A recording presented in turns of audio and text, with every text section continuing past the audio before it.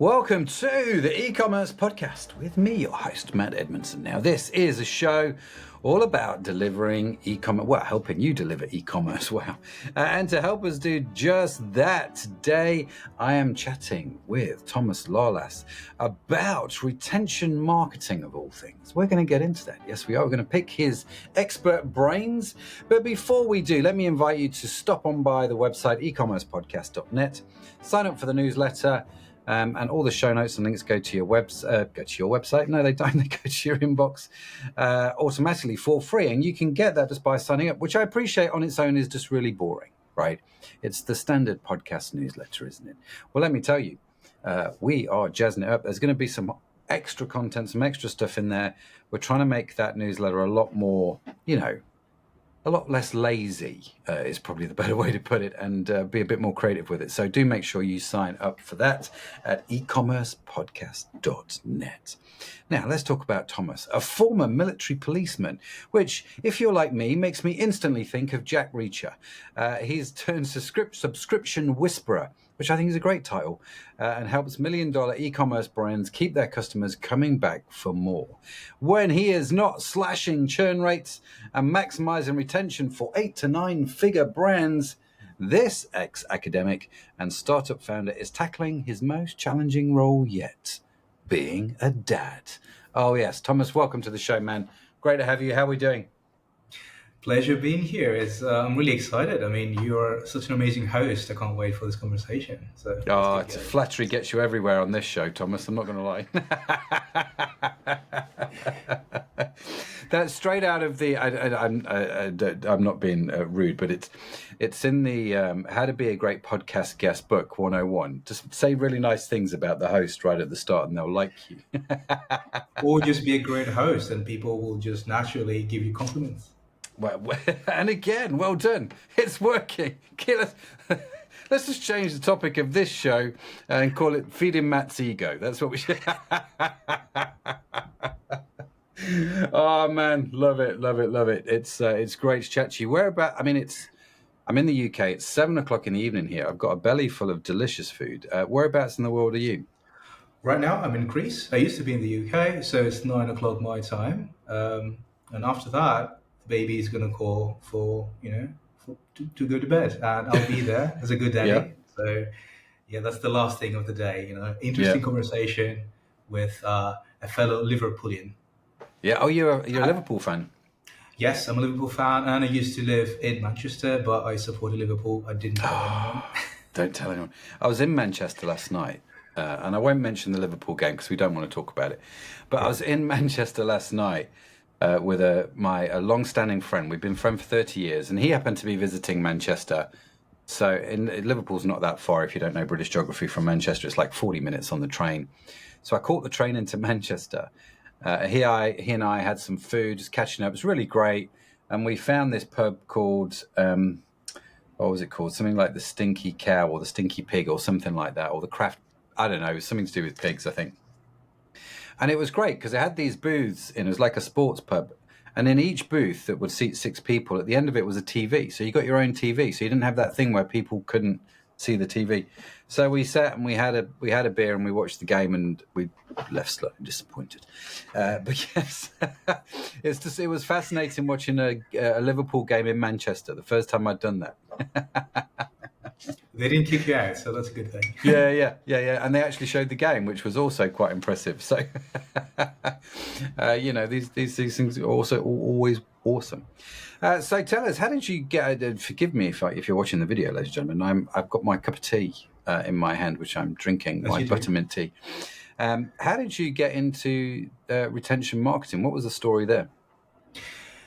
It's always because of need. Usually people, share their origin story, and it goes something along like, I have this problem and I want to solve it, so now I'm solving it for other people. For me, it's more like a story of pain, where I'm an ex-startup founder, among others, and I've done the academic circle, lecturing, and I'm an ex-military. But when I was in the startup world, I realized that we were growing, but acquisition was what was driving that growth, but not retention. And eventually the startup collapsed, and I realized that we should have maintained the customers that we got. Yeah. And because of that, when I transitioned from being the offer owner, the startup owner, and become a service provider, I realized that this is a great place to get started. Email, SMS, retention, subscriptions, etc. Something I was already familiar with, and I've made a ton of mistakes on. So I tried to fix it, and eventually, in the last 7 years in the ecom world, I've kind of powered through the ranks of the retention industry, and some people consider me, they call me a wizard, an artist, or like the best. So I'll take anything they shower me with, but I feel pretty comfortable in this world, and I love digging into data and discovering patterns and innovating. Yeah. Connecting different services and different solutions in unexpected ways in order to get an edge over the competition. That's really good. I remember, it would have been 2012, 2013, somewhere in there. So a little while ago, we were running an e-com business that sold beauty products at the time, right? And a friend of mine drew this sort of little triangle on a piece of paper. And in one corner, he put price. In another corner, he put quality. And in the other corner, he put service, right? So you got price, quality, and service. And he said to me, Matt, you can only have two. You can't have all three. In other words, you can't have a company that is really driving down, giving really good prices, low prices to a quality product and deliver great customer service. But, the maths don't work. And so when we were doing the beauty company, at the time, we were a quality product at a low price. So our customer service was not great. And so you had to go and get a lot of new customers, right? New customer acquisition was a big deal. And I remember 2012, I deliberately, after looking at that little triangle, Thomas, I said, no, we need to shift. We need to move from a sort of a low price, high quality product model to a quality product, still keep the quality product, but deliver quality service, which means our prices had to go up to be able to pay for the increase in customer service that we were about to do. So you know what? We did this. And I wish I could sit here and say that the day that I did that, my business boomed, because it didn't at all. Our sales fell for the first few months. Where I noticed it was the following year was we grew by over 20%, and we grew so quickly because we started to get a lot of returning customers. And it took a little while for the returning customers to get used to for customers to get used to this higher quality of customer service that we were trying to give and experience and so on and so forth. And then we got the returning customers back. So I am a big fan of this idea of retention marketing in terms of, I know new customer acquisition is important. It's not the topic of today's podcast. But I'm a massive fan of retention marketing. I'm a massive fan of getting customers coming back time and time again to buy, because it really helped us out, Absolutely. And something that I hear over and over again from brand operators is that they want somebody to fix their retention leaky bucket. Yeah. That's how they call it, leaky retention, leaky bucket. Yeah. And the point is that you spend all this money, all this effort to acquire a customer. So you have a CAC of, I don't know, $80, $90, $150, no matter, depending on what you're selling. And in order for most businesses to make their money back and break even, they need to have each customer to buy multiple times. Yeah. So that's why subscription is very important and retention is very important, because it unlocks the true LTV of the brand.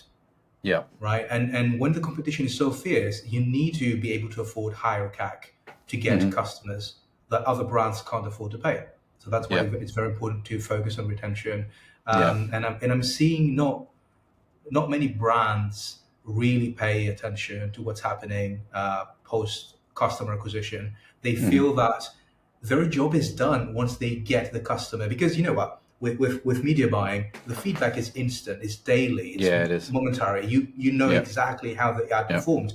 But with retention, you have to wait for a month to see if the person's going to buy again.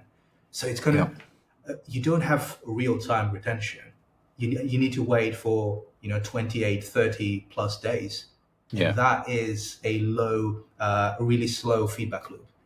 So Yeah. that's why I would like for brands to focus on retention and think of the first 2 weeks post-purchase as a part of the product, not Yeah. as an afterthought. It needs to complement the product, the experience, the ads, the website, and to educate the first-time buyer so they can Hmm. actually stop having objections, regrets, um, to be educated about the product, how it works, and to make it a part of the lifestyle. Yeah. So yeah, retention is not an afterthought. It should be a part of the product itself. Well, absolutely, and I think it should be a big part of your marketing spend as well. I don't think it's just something that you go, well, we'll just send emails and it's fine. I think you have to actually allocate budget, because the leaky bucket analogy. There's a great phrase which I've used a lot recently: is you don't fix a leaking bucket by adding more water, right? And Love it. you just don't, and so it never sort of fixes it. And I guess the other truism about e-commerce is those with the deepest pockets win the most customers, right? So if you've got great customer retention, it means you can go higher on the CAC, which means your new customer acquisition the whole engine gets fed. Yeah, you can Um, reinvest the money back into mm, growth if that's your goal. yeah, absolutely, absolutely. But you're right about retention marketing, or what you do retention wise. It's not like I can do it now and A/B test it today. You have to, yeah, depending on your product and your product's life cycle, you've got to play a bit more of a long game, haven't you? Yeah. So what have you? Let's get into some tactics, because I mean, we can all agree with the principle. And if you can't agree that retention market's important after the conversation we've just had, Wrong I'm not episode. sure how much more this podcast is going to help you today. But it's one of those things where I think the majority of people go, yes, it's good. I get the leaking bucket analogy, and I need to stop the leak. I appreciate that. What are some of the things that we should be thinking about, Thomas, here in 2025 that maybe we're not? Are we still missing the fundamentals, or are there other things that we should be looking at because we've got those down? When it comes to retention, yes, we are absolutely missing like the plot on the fundamentals. Mm, It is a disaster. More often than not, it's quite easy to go and check on Shopify what your retention looks like, yeah. right? And now we have two different categories. We have brands that have one-time purchases and subscriptions, and Hmm. brands that go subscription only. For me, I specialize on subscription only, and I think that's the smartest thing to do, to create a powerful subscription offer and to prove to your customers that they need your product again and again, and Yeah. remove any objections from their head. And the goal would be for them not to cancel. While Yeah. when you have one-time products, the goal is always to sell as fast as possible. And there are so many opportunities for you to pitch again in a different way that makes sense. There's not enough time to Yeah. educate. Yeah. You need to think about the next order, which you have to drive. So that's why I love subscription first models. But it all starts with the offer. A bad product, a bad offer with bad economics cannot be fixed with a retention system Yeah. because it's just the math is broken, Yeah. right? It needs to be a product that makes sense and it's something that unlocks acquisition, something that people really want, but also something that people will keep wanting. Yeah. And usually there is a starter kit, there's a great offer. The upcoming offers also matter. Because if, let's say, there is an offer that includes a starter kit with a main product, a couple of freebies, free stuff, and then the second order is just the product by itself, and sometimes it's even more expensive than the first purchase. By contrast, you're not going to like the Yeah. second order, or Yeah. you might be tempted to get all the freebies that were offered to you up front and then cancel right away Hmm. because you've just gamed the system. But Yeah. this is a customer where you've lost money as a brand. Yeah. It doesn't make sense for you to acquire this customer in the first place. You want the customers that will keep buying, at least break even, and then keep buying, Mm. right? This is where the profit is. So the offer is the number one thing that brands need to really start. restructuring. I see a lot of plain offers that are not subscription optimized. Just slapping the button of subscribe and save is not a subscription offer.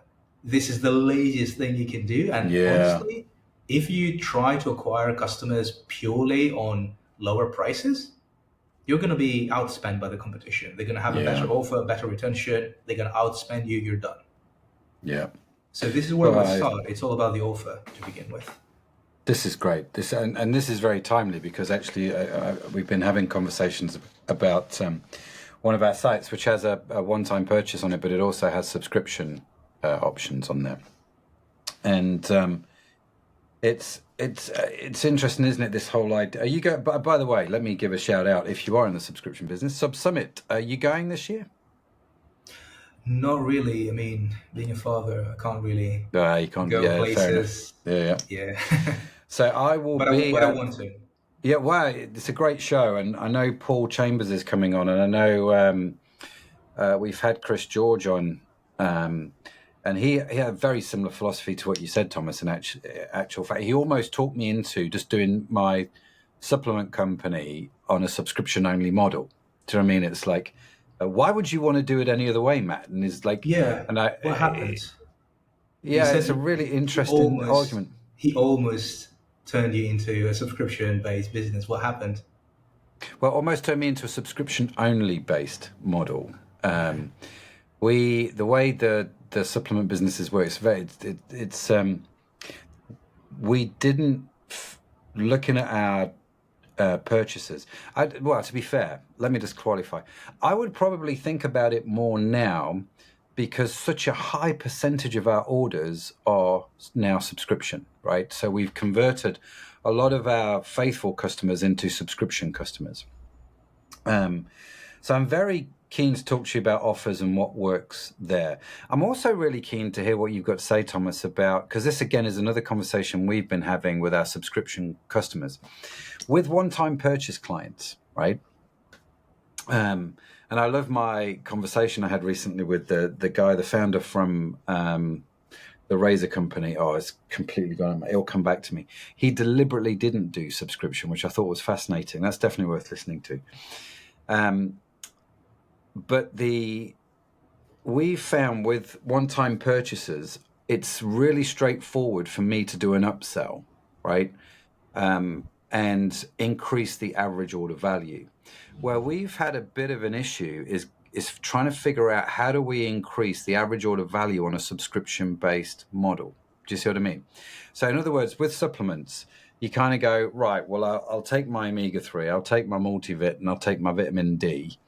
And that's it. I'll put the whole thing on autopilot. So I subscribe to a deodorant company, for example, and every 2 months they send me out some deodorant. But that's it. It's a repeat purchase.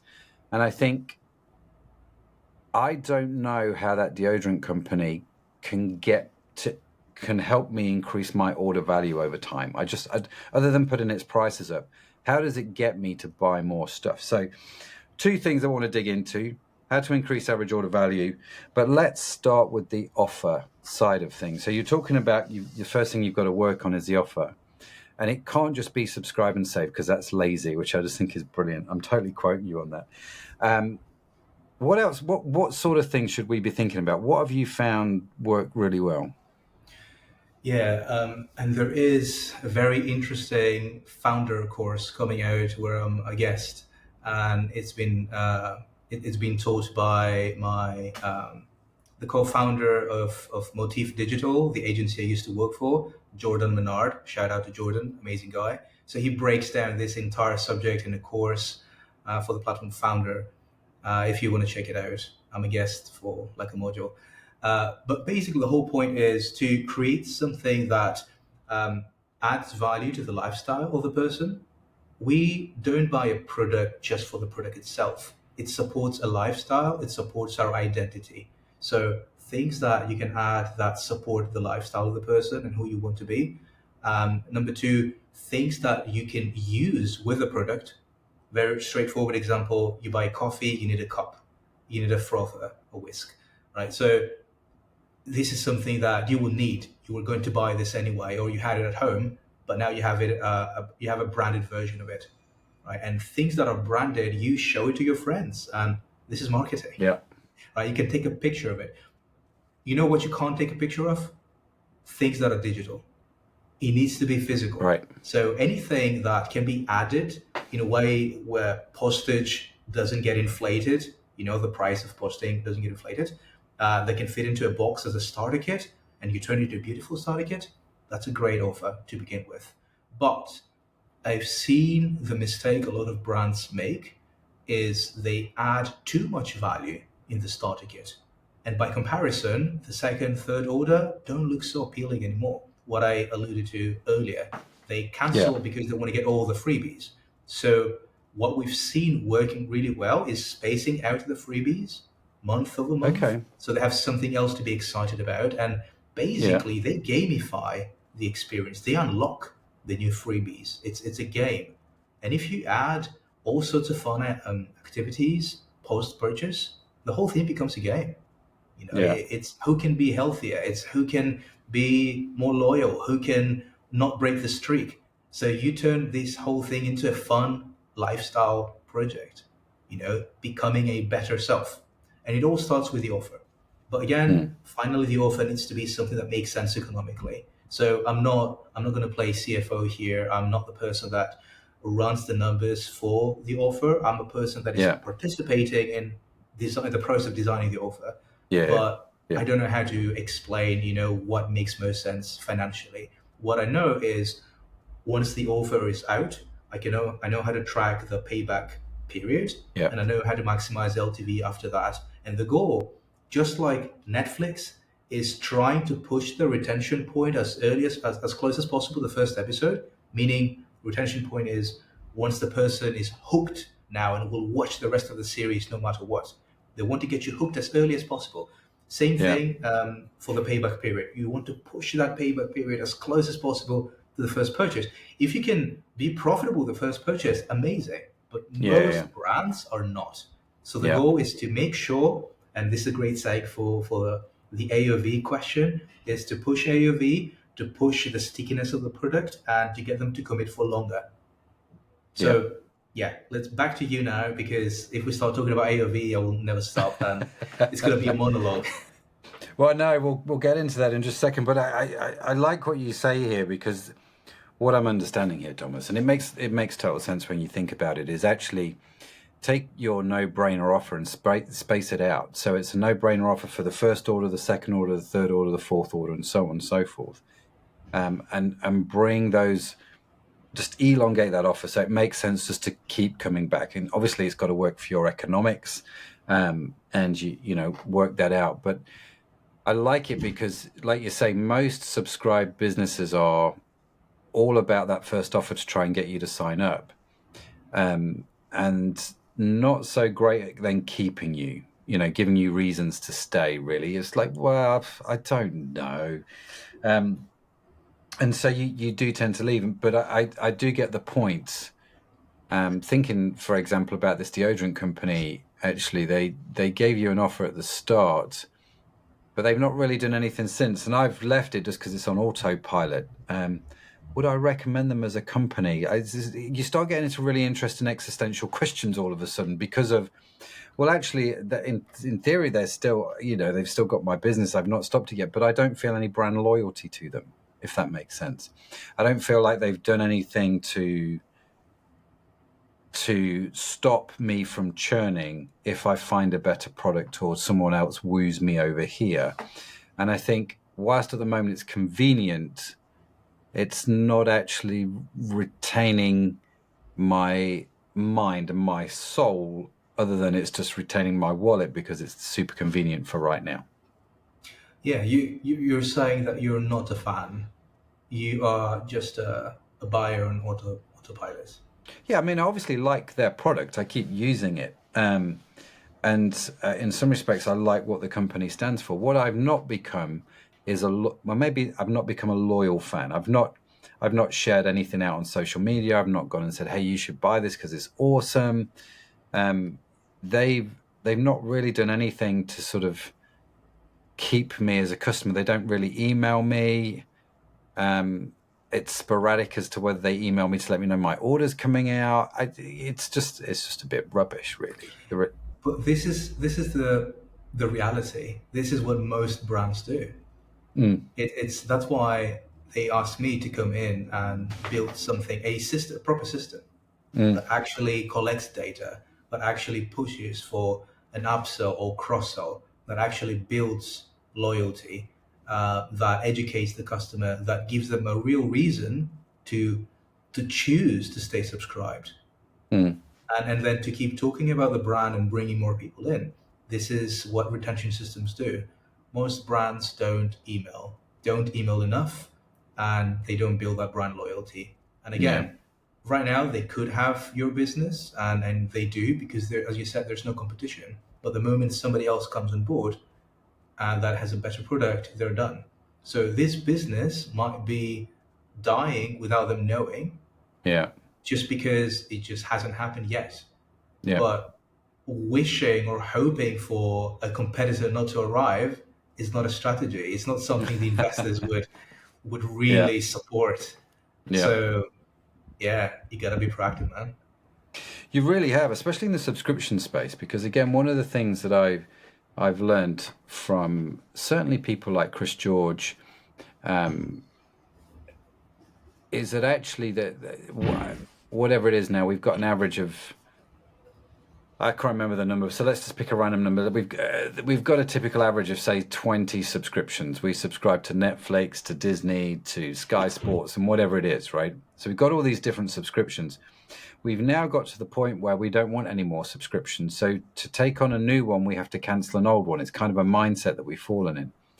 And so the ones that we cancel tend to be the ones where we just don't have, like you said, we've not had a reason to stay subscribed. There's no sort of real brand loyalty. It's just like, well, I'm now prepared to go through the inconvenience of canceling the subscription because I no longer want you and I want this one over here more. And it doesn't, and it's not even like Netflix competing with Disney. It's like Netflix competing with my deodorant company all of a sudden because I've just maxed out on all my subscriptions, which makes competition, I think, a little bit more interesting. And so I'm intrigued by this, and I'm intrigued by these sort of changes in this model and why what you're saying is becoming more and more important.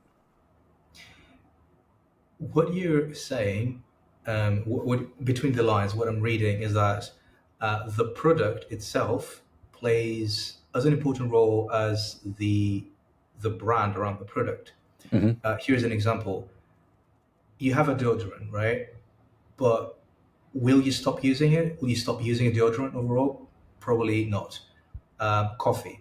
People that drink coffee will never stop drinking coffee. Yeah, People that take like sleeping pills, they will never stop taking sleeping pills, or they would find something that helps them sleep. yeah, All we do is basically try to fulfill our existing needs with a better product. So if somebody comes along with a better product, better brand, more fun experience, and does what you want to get better, you will, and healthier, you will get it. You know, you might yeah, pay the premium, but you're switching from your existing need, a solution to your existing need, to a better solution. Like brands cannot manufacture needs out of thin air. They tap into existing needs. So if something is a luxury in hard times, you might cancel it just because it's an extra, right? So the product, the industry you're in plays an important role on retention, you know, as much as the quality of your offer and everything we're talking about. So sometimes you might have the perfect retention system, the perfect offer, perfect product, ecological, you know, cheap, convenient. But if it's a luxury, somebody might cancel this first when the times get hard. yeah, yeah. It's so true, so true. So Thomas, let's talk about AOV. Actually, before we do, normally I save this to the end, but it's in my head right now.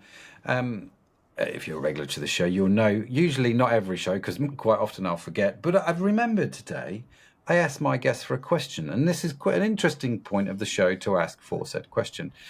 So Thomas, you said to me right at the start of recording, you're like, Matt, I've got my Yeah, question, I know what it is. Do you want to yeah. know what it is? I'm like, no, tell me in the show. So now is your time to give me your question.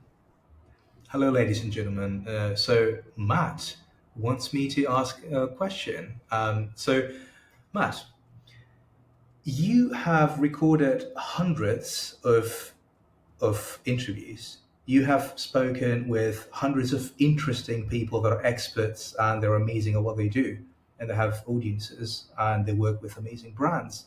You are not a content creator to me, you are a network provider. So, Mm. how do you think about all this asset that you've built, the network, the side product of your show? How do you think about it and what are your plans about it? This is a great question. Very good question. In fact, I was talking to, I don't know, do you know Peter Murphy-Lewis? Do you know him? Strategic Pete. He's been on the show before, actually. Peter Murphy, another musician. No, well, he does play musical instruments. He's also on the TV a lot, and he's a marketing guy. Anyway, I was talking to him about this very question. So today, this afternoon, in fact, it was morning for him, afternoon for me. So I will answer that question. It will be on my social media channels. Come find me. Just find me on LinkedIn at Matt Edmondson, or you can find me on Instagram at Matt Edmondson. I really need to get better at the old Instagram thing, but I'm pretty active on the old LinkedIn. So come find me there and you'll find the answer to that question. Thomas, thank you for that question. I thought it was a great question. So let's get back into it. AOV, if I'm a business which is managing my retention through subscriptions, which are, I appreciate as one specific route to do retention, and obviously a very sensible one. I mean, my experience is this has been great for our retention marketing, is introducing the subscription. How do I increase average order value? Because this for me is a big thing, right? Subscription has its advantages. One of its key downsides, it seems to me, is the ability to easily increase average order value with upsells and cross sells and things like that when someone's going through checkout. What are your thoughts on this? Because I have my pen, I have my paper, and I'm very keen to hear. Is it okay to also shout out a few companies that can make this easier? Totally. I'm not getting paid by them. I'm a big fan. So to me, it's actually quite easy to get these upsells and cross sells and increase AOV. So I'm kind of surprised about the number of businesses that struggle with this, because to me it should be more straightforward. One thing that a lot of brands do, and I support this, is during checkout or before checkout, you actually push for more of the product they're about to purchase, right? So the good old upsell, you take 30 servings, now get 60 servings, and here's the deal. Or you cross-sell something that fits well with the product. On the back end which product goes well with which one from your portfolio, and you create rules where you recommend this product when something is in the cart, right? So you just need to look into the analytics. But now we're talking about once they've started their subscription, the way that I approach this is in two phases. Phase number one, they haven't received the product yet. They haven't received the first order, and they're anxious. Is it a good purchase? They're skeptical. Is it the right brand? Is this good value for money? So this is the time to get them to alleviate this pain and to get them to talk about themselves and reveal their needs, because this is going to be the way we personalize their experience later. So I'm always asking right away, right after purchase, send them an email asking for questions, for a few answers in a survey. And I use these answers to personalize their experience later. So armed with these questions, once the product is there, I make sure they share their enthusiasm in a Facebook group or in an ad, which makes the ad even more profitable because it stacks up social proof. And now these people, they're excited. You've done the right thing up to the delivery point, and now they're excited. But it's not the right time to upsell them because they haven't used the product. They need to feel confident about the product first. The way that I achieve this with my brands is I do what I've invented this method, which is called bite-sized premium masterclasses. A lot of brands do the simple trick, like send an email with a lot of information or send an email with a blog post, and they believe that the education of the product is done. People don't consume blog posts. They don't read long emails.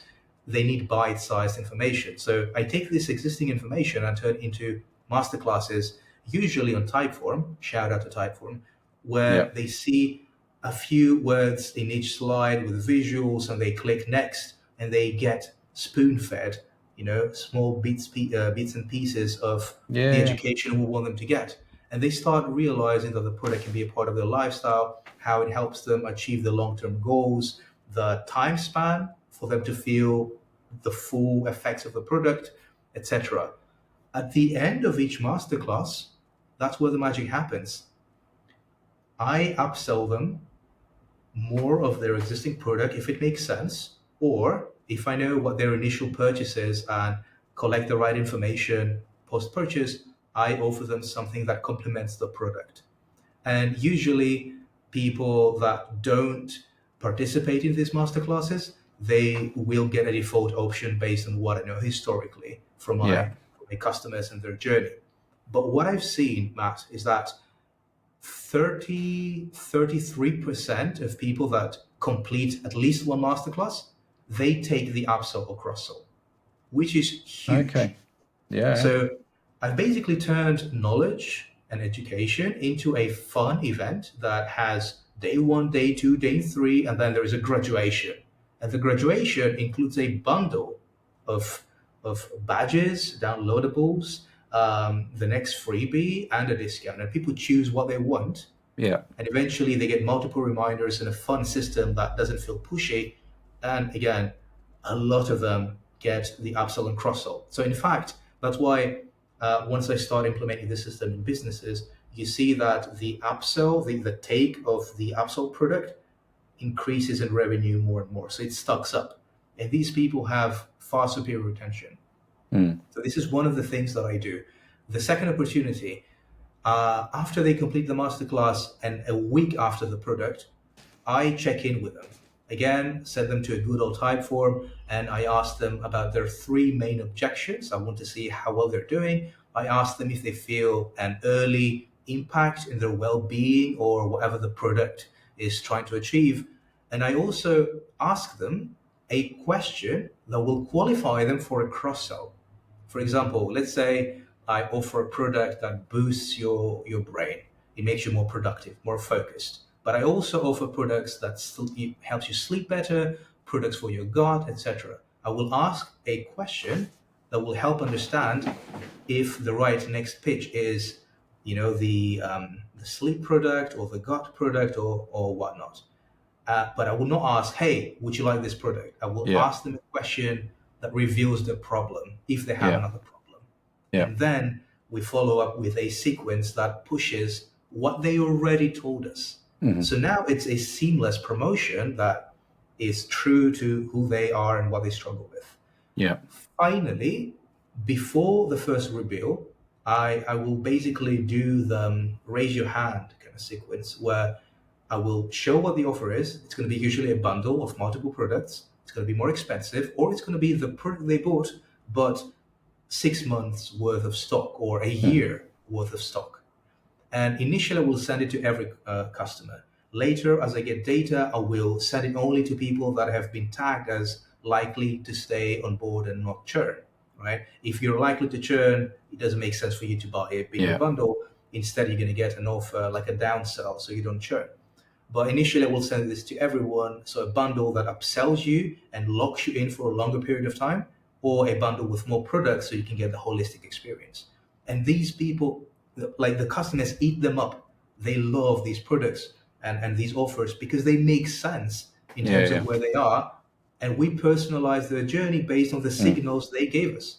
Right? And as you can imagine, this cannot happen unless you send a lot of email, but the right type of email. So you can collect all these signals. So taking a step back, brands don't send enough email. They don't communicate with the customers enough. That is a big takeaway. And if you're sending 3 or 4 emails post-purchase, you're doing it all wrong. Sorry to say, but you are leaving so much on the table. Retention can go much, much higher, and cross-sells and upsells and LTV. No, that's super. Because actually, a lot of what you've talked about there, Thomas, works in subscription, but actually it would also work in a one-time purchase deal. I love what you said right at the start, where and I've not heard many people talk about it for a long time. It used to be this real buzz topic, but it sort of seems to have died a little bit. And that's the period between a customer clicking buy now and the customer receiving their product. There's always a period of time. And in the UK, that might be 1 or 2 days. It might be 3 or 4, depending on when it was ordered and when it was sold, when it was delivered. In the States, it may be more. Do you know what I mean? Depending on the size of your country. So you do have this thing where there is this anticipation. So in my hand, shout out to Tom's Studio. I really like Tom Studio's pens. I have a fountain pen in my hand where I write my notes with. I just really like their pens, right? And I ordered this pen a couple of days ago because I wanted one for my office, and it arrived next day, but it was delivered to my neighbor, and I thought, isn't it? It's just I really like their stuff and their packaging and their ethos, and I am a bit of a loyal fan of Tom Studios, but I'm just a little bit disappointed, Tom Studios, if you're listening. There's been no email, and just to what Thomas has said, you could have sent me an email going, your fountain pen's on the way, Matt. This, and sent me 2 emails the same day that one email the day I purchased, and an email the day after going, this is how to write with a fountain pen because it does require something a little bit different. This is how you clean and maintain your fountain pen. Watch this video or give me some nice quirky graphics. By the way, if you draw something or write some poetry with it, take a photo and tag us with it on social media, because do you know what I mean? Those kind of things, they just haven't happened. And I get it because it's a small company. I guess there's like a handful of people trying to, do everything, and you can only do so much. But this idea of sending 3 or 4 post-purchase emails, especially in that time where I'm waiting for the product, and you can turn my fear. I loved how you talked about how you turn their fear or their anxiety into excitement. That was what I wrote in my notes. Turn their anxiety into excitement. I love that. And I think it's just a shame we're not doing that do you know what I mean, at the moment, any more than we actually are. And I think even just doing that, you're going to have some massive wins. Yeah, and I really want to share this analogy. A lot of brands will say, yeah, but people don't read emails, and the old spiel about email is dead for the last 20 years. Oh, it's not. Yeah. But email, we will go to space, but we're still going to use the spoon, because it's a proven tool. It's been there for eons. And the same thing for email. We might still send email to people when we go to space because it's the most reliable tool. We will just never stop using email. So if brands are afraid of sending email, would you be afraid of eating with a spoon? It's a proven tool. Just use it. Very much. Say one more thing that a lot of brands are actually missing out on, and actually 2 things. Number 1, meet the customer where they are, and number 2, tap in their network. It has to do with the question that I asked you about the network. Number 1, meet the customer where they are. What makes most sense is if you bring customers from Facebook, from Meta, build a Facebook group and put these people in there. You will generate a lot of UGC, a lot of social proof. They will do the selling for you. Because if there are 100,000 people in the Facebook group that love the product, you might think these people know something that I don't. I didn't get the effect of the product fast, but these people did, so I'm going to stick around.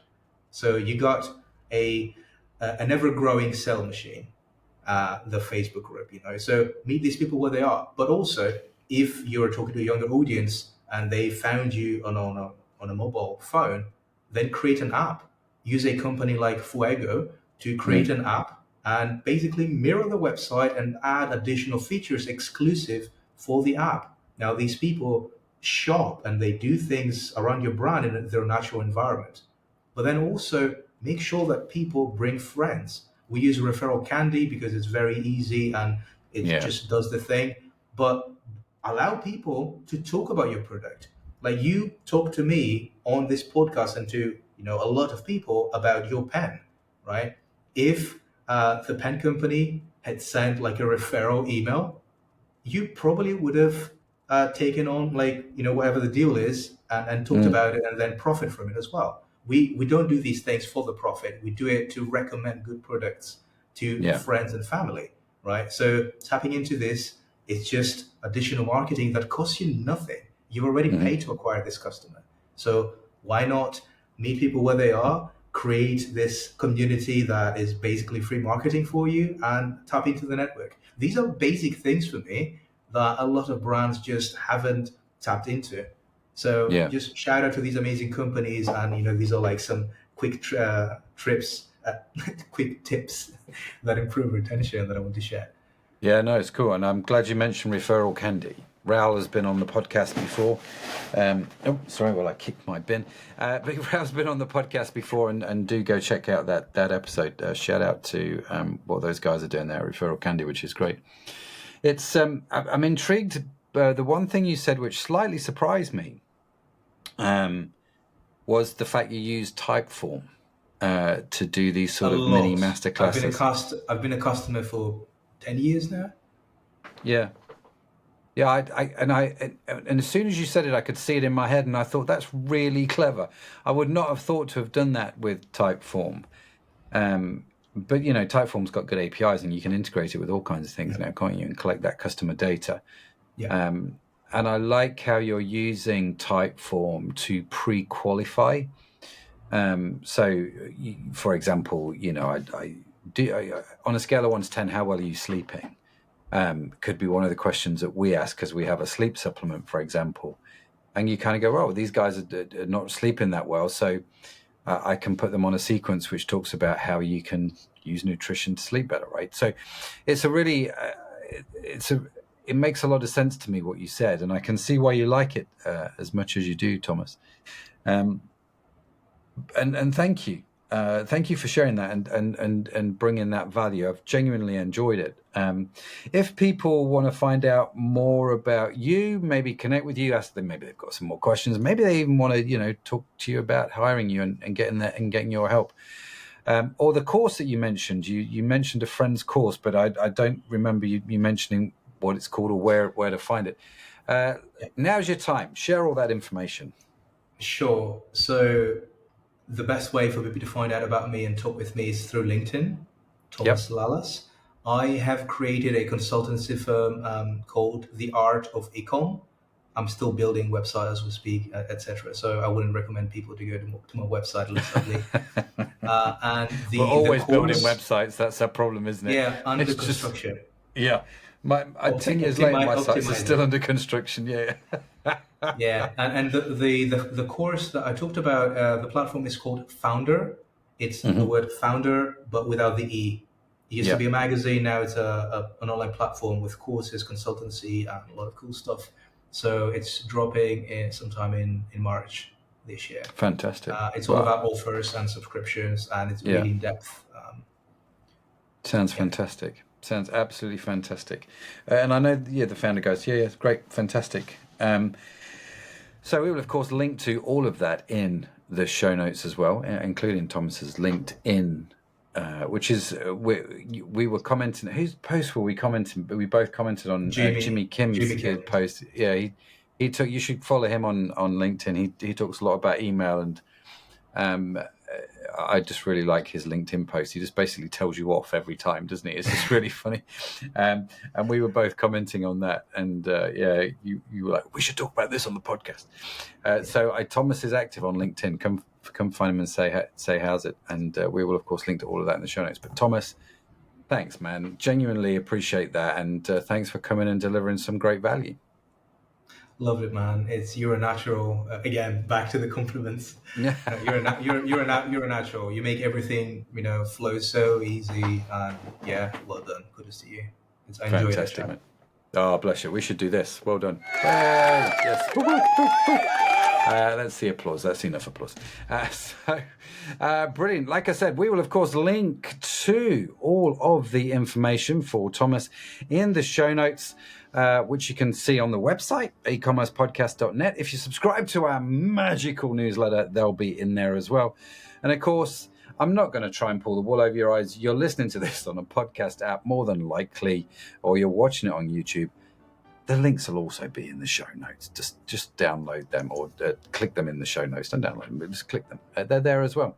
Go and say how's it. Go introduce yourself to Thomas. I'm sure he'd love to talk to you. But what a great conversation. Now, do be sure to follow the e-commerce podcast wherever you get your podcasts from, because we've got some more great conversations lined up. And of course, I don't want you to miss any of them. Why would I? And in case no one has told you yet today, let me be the first. You are awesome. Yes, you are. Created awesome. It's just a burden you have to bear. Thomas has got to bear it. I've got to bear it.